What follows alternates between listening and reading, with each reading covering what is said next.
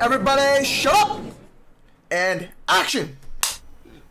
So is possibly the greatest alchemist of all time a good anime?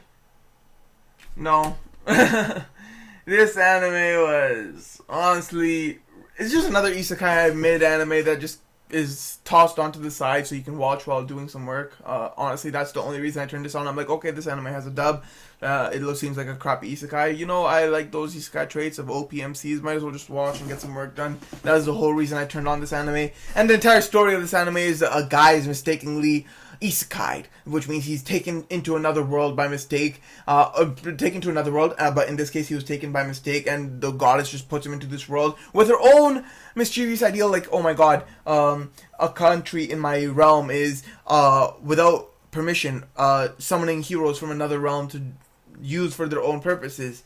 So, you know, I'll accidentally summon another hero to put a stop to it, or not put a stop to that, but like to make sure nothing goes wrong. And yeah, it's a story of this new hero who has the goddess's blessing in this world, sent a year before the heroes would actually be summoned, so he's back in time learning the makings of this world while exploring and learning about the world himself. Honestly, this entire story feels like a prelogue to the actual story that will take place if there is a future season. I highly doubt there will be one, but if there is, alright, I don't really care while I watch it.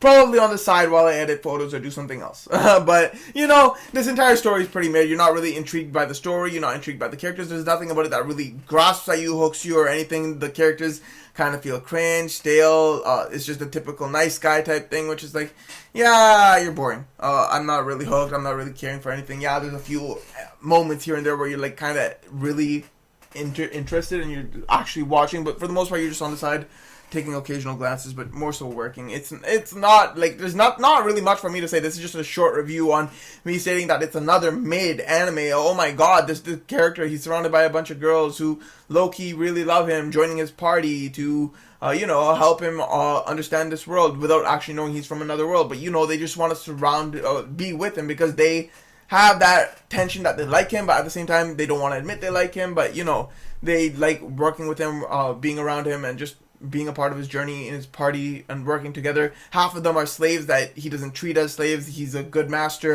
You know, it's just these nice sort of traits, and it's like, okay, you're a really nice guy. We get it. Oh, there's this interesting relations. Okay, that's something interesting. But for the most part, it's just stale. That's all I can really say. It's just a stale show. That's what most of these isekais are, which is disappointing because it's one of the coolest genres. But, yeah, that's all this show is. It's just another typical isekai. If you're bored, you need something to toss on the side, consider this one. That's all I gotta say. I give this show a solid 60%. Peace.